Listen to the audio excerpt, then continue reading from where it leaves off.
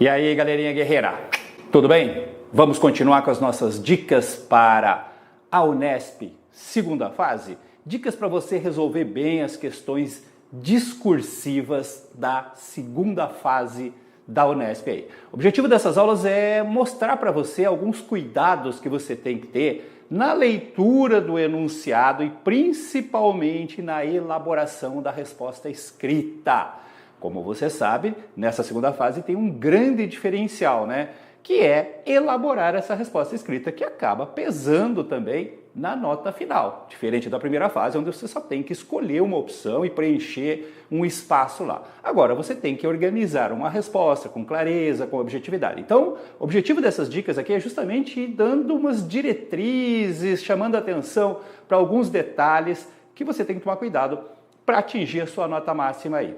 E para a dica de hoje, eu trouxe um exercício que caiu um tempo atrás na Unesp, em cima deste soneto aqui do Raimundo Correia. Raimundo Correia é um autor parnasiano, né? Um dos grandes autores do parnasianismo brasileiro. E aí é o seguinte, ó, gente, quando você tem um texto parnasiano que segue um estilo clássico, um padrão clássico, principalmente um soneto como esse, você tem que tomar alguns cuidados também na leitura, no entendimento desse texto. Começando, por exemplo, pelo vocabulário. Uma característica do parnasianismo é usar um vocabulário erudito, né? Aquela preocupação com o preciosismo linguístico e tal. Então, claro que se for na prova, você vai depender, né, deles te darem esse vocabulário, sentido de algumas palavras. Mas quando você está treinando, é bom você consultar, anotar do lado do poema aquelas palavras que você tem alguma dúvida. Como, por exemplo, essas que eu destaquei aqui, ó. Esbraseia, qual é o sentido de esbraseia? Então, inflama aqui. Raiados, né, de raios. Aureolados, com auréolas. Esbatem, que significa atenuar. Esmaece, que significa apagar. Porque de posse do sentido dessas palavras, fica mais fácil de compreender o texto quando você vai fazer a leitura. E aí um outro detalhe, ó, gente. Quando você tem um texto clássico, um texto preocupado com métricas e rimas regulares, seguir modelos padrões como o soneto, ocorrem muitas inversões sintáticas. Dificilmente a frase está na sua ordem direta. Sujeito, verbo, complemento e tal. Normalmente há inversões que não são nem intencionais, né? São necessidades por parte do autor para conseguir chegar na métrica e na rima que ele deseja. Então, na hora que você está lendo o texto, você tem que fazer mentalmente essa reorganização da frase. Qual é o sujeito? Qual é o verbo? Qual é o complemento? Quem está fazendo o que, como, quando, onde? Esse tipo de pergunta você vai fazendo e vai organizando a frase. Vamos dar uma olhada no texto? Olha só, o texto começa assim, ó. Esbraseia o ocidente na agonia o sol. Observe, já está fora de ordem. Quem esbraseia? O sol. Esbraseia o quê? O ocidente enquanto está em agonia. Então, o sol, enquanto está agonizando, incendeia, esbraseia o ocidente, o horizonte. Aí vamos continuar, ó. Aves em bandos destacados por céus de ouro e de púrpura raiados fogem. Quem foge? Aves destacadas em bandos, tá? Fogem por onde? Por céus de ouro e de púrpura raiados. Observe que quando você coloca na ordem direta, fica bem mais fácil de entender. Ele está descrevendo uma paisagem, né? O pôr do sol, as aves voando em bando, né? Destacados em bando. Fecha-se a pálpebra do dia. A pálpebra do dia fecha-se. Observe que a colocação na ordem direta facilita muito aí. Delineia-se além da serrania os vértices de chama aureolados. Então, os vértices aureolados de chama delineiam-se além da serrania. E, em tudo, em torno, esbatem derramados uns tons suaves de melancolia. Na ordem direta, uns tons suaves de melancolia esbatem derramados em tudo, em torno. Um mundo de vapores no ar flutua, que está praticamente na ordem direta, né? Um mundo de vapores flutua no ar. Como uma informe nódoa, nódoa significa mancha, avulta e cresce a sombra à proporção que a luz recua. Quem avulta e cresce? A sombra. Então, A sombra avulta e cresce como uma informe mancha à proporção que a luz recua. A natureza apática esmaece. Vocês viram, esmaece significa apaga. Então a natureza vai se apagando, né? Vai desaparecendo com a noite que está chegando. Pouco a pouco, entre as árvores, a lua surge trêmula, trêmula. Quem surge trêmula entre as árvores? A lua. Então a lua surge pouco a pouco entre as árvores, trêmula, trêmula. Anoitece. Observaram que quando você coloca na ordem direta fica mais fácil de entender? Se bem que aqui é um texto relativamente fácil de entender, né? Na verdade, trata-se de uma sequência descritiva de um entardecer, de um pôr do sol. Aí, em cima disso, foram feitas duas perguntas, letra A e letra B. Vamos fazer cada uma delas observando com cuidado, com atenção, o enunciado, destacando os verbos de comando, né? As informações que são cruciais para você dar uma boa resposta. Vamos lá? Vamos começar com a letra A? A letra A diz assim, ó, transcreva, então você já grifa, transcreva, significa copie do texto, transcreva da primeira estrofe, destaca da primeira estrofe, porque aí você sabe onde procurar um exemplo, destaca é um exemplo, não é dois, não é três, é um exemplo de personificação. Justifique sua resposta. Então você tem duas coisas para fazer. Transcrever um exemplo de personificação que está na primeira estrofe e depois justificar por que é uma personificação. Justificar aqui significa explicar por que é uma personificação. Você sabe que personificação significa atribuir características de ser vivo para um ser inanimado, para um elemento inanimado. Então vamos lá. Onde que eu tenho personificação na primeira estrofe? Na verdade, eu tenho duas, gente. A mais fácil de perceber é essa aqui, ó. Fecha-se a pálpebra do dia. Dia não tem pálpebra, não pode fechar a sua pálpebra. Então, o que você tem aqui é uma personificação. Mas eu tenho também, ó, o sol esbraseia o acidente na agonia. O sol agonizando esbraseia. Não é esbrasear que é personificação. É agonia, na agonia. Como se o sol estivesse agonizando. O sol não agoniza. Isso é coisa de um ser vivo. Por isso, tem também uma personificação. Mas o que foi pedido aqui? Ó? Transcreva da primeira estrofe um exemplo de personificação. Ah, e se eu colocar duas? Gente, está pedindo um. Se colocar as duas, eles não podem te tirar nota. Só que você vai ter que justificar as duas. Você aumenta o seu trabalho. E qualquer erro que você cometa será descontado nota. O fato de você colocar duas não acrescenta nada na sua nota. Foi pedido uma, eles vão considerar uma só. Agora, o fato de você colocar mais uma aumenta o seu grau de dificuldade. Aumenta o perigo de você errar a justificativa de uma delas.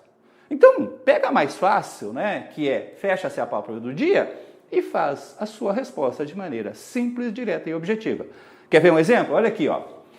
Um exemplo de personificação presente na primeira estrofe é fecha-se a pálpebra do dia. Ponto. Aquilo que eu estou orientando vocês aqui, né? Sempre que possível, substitua as conjunções por um ponto. Faça frases curtas. Isso ajuda a sua organização. Outra coisa que eu estou orientando nessas dicas. Comece pela pergunta. Comece usando a pergunta. Olha, um exemplo de personificação presente na primeira estrofe é fecha-se a pálpebra do dia. Aí você vai dizer assim, mas professor, eu preciso colocar isso? Um exemplo de personificação e tal?